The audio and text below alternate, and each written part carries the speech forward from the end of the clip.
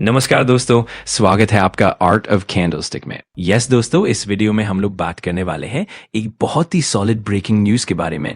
Yes मतलब देखिए, कल के दिन की बात कर लें तो बाजार में आप देख सकते हैं सेंसेक्स के हिसाब से 450 पॉइंट के आसपास की तेजी देखने को मिल गई। लेकिन एक दूसरा एंगल भी होता है। कौन सा? जब खास करके स्थिति बेयर वालों के ज्यादा कंट्रोल में होती है और बुल वाली काफी लिमिटेड तरीके से दिखाई देते हैं। ऐसे माहौल में जब देखा जाता है कि बेयर वालों के पास ज्यादा कारण होते हैं बाजार को नीचे रखने के लिए, और ऐसे वक्त अगर बुल वाले बाजार को ऊपर ले जाते हैं तो वो भी एक बड़ी बात मानी जाती है। और वास्तव में कल के दिन आपने भी देखा होगा कि आपके पोर्टफोलियो में एक डिसेंट परफॉर्मेंस रही। लेकिन ये हमेशा ऐसा नहीं होता, ठीक है? किसी का पोर्टफोलियो नीचे रहेगा, किसी का ऊपर भी रहेगा, बट मैं एवरेज की बात कर रहा हूं। अगर आप यहां पर मतलब 100 लोगों का सैंपल ले तो कल के दिन आप कह सकते हैं कि करीब 80% लोग कहेंगे कि हाँ, मिड कैप स्मॉल कैप ने डिसेंट परफॉर्मेंस दिखा दी, और 20% लोग ऐसे होंगे जो कहेंगे कि कल के दिन भी खराब परफॉर्मेंस था। तो ये चीजें हमेशा रेशियो के हिसाब से चलती रहती हैं। बट मुख्य मुद्दा सेंट्रल बैंक की पॉलिसीज का है। अगर हम बैंक ऑफ जापान की बात करें तो रेट हाइक होगा, ये तो सबको पता था, लेकिन कमेंट्री पर भी ध्यान देना जरूरी है, और एक डिसेंट परफॉर्मेंस देखने को मिली है। शायद अभी तुरंत रेट हाइक ना हो, बाद में हो सकता है। तो ये सारी बातें ध्यान में रखने वाली है। और इसी के बीच में मतलब कल के लिए जो पूरा माहौल था वो इन सब चीजों पर आधारित था। तो एक बहुत बड़ी चीज भी हमें देखने को मिल गई, ठीक है? तो किस चीज का हम इंतजार कर रहे थे दोस्तों? ये रेट हाइक होते हुए देखने को मिल गया, ठीक है, वहां पर। और खास करके ऐसे सिनेरियो में हम लोगों ने देखा है कि करेंसी थोड़ी मजबूत भी हो जाती है। और फिलहाल तो यहां पर जो चल रहा है हम सबको पता है, एफआईएस लगातार आउटफ्लो कर रहे हैं। नेट लेवल पर एवरेज अगर हम बात करें तो यहां पर हमारा रूपी कल अप्रिशिएट हुआ, मतलब स्ट्रांग हुआ।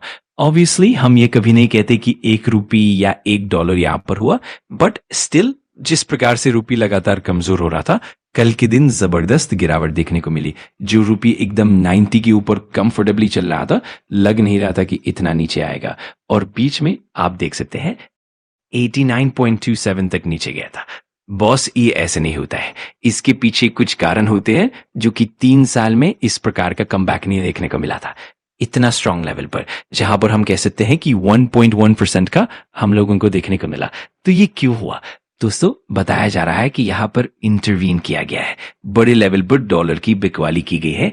यही सबसे बड़ा ऑप्शन है जो हमें देखने को मिलता है, और यही चीज कल के दिन देखने को मिली, फ्राइडे के दिन, जहां पर इतना सपोर्ट रूपी को मिला क्योंकि आरबीआई की एक एंट्री थी। इसके पीछे का रीजन क्या है तो आप चेक कर सकते हैं, aggressive dollar sale by the RBI. तो ये तो चीज आपको पता है, जो चीज बेची जाएगी उसका दाम नीचे आ जाता है, और उसके मुकाबले जो चीज का डिमांड होगा वो ऊपर आएगा। तो कल के लिए क्या देखने को मिला?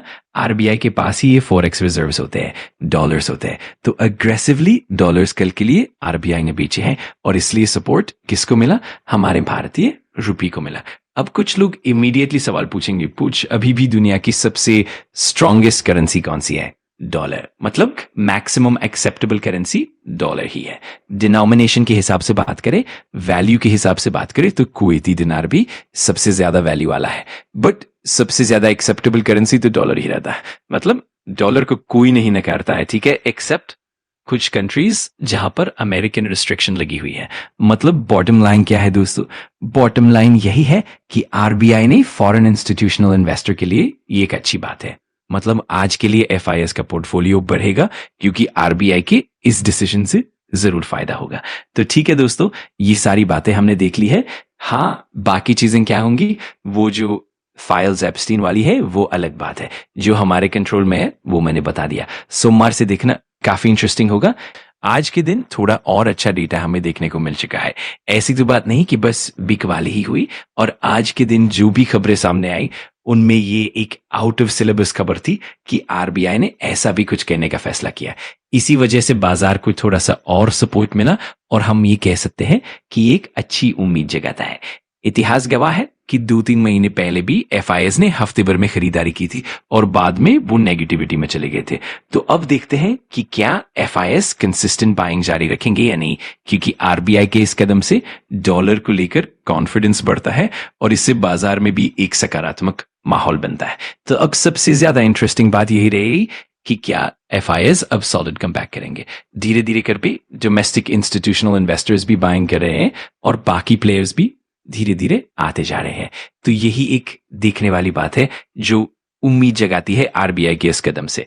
कुछ लोग जरूर सोचेंगे सर ट्रेड डील का क्या होगा। भाई वो तो सबसे बड़ा ट्रिगर पॉइंट है। जितना ज्यादा डिले होगा उतना ज्यादा अनसर्टेनिटी क्रिएट होगा जो FIs के लिए समस्या बन सकती है।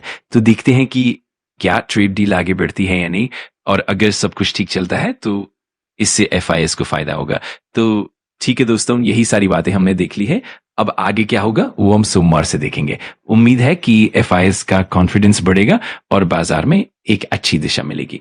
अगर आपको वीडियो जानकारीपूर्ण लगा तो लाइक कर देना, कमेंट करके बताना कि अगला टॉपिक कौन सा चाहिए, और सब्सक्राइब कर लेना आर्ट ऑफ कैंडलस्टिक को, ताकि ऐसे ही पावरफुल लर्निंग वीडियोस आप मिस ना करो। Thanks for watching. मैं मिलता हूँ अगली वीडियो में। सीखते रहो, पढ़ते रहो।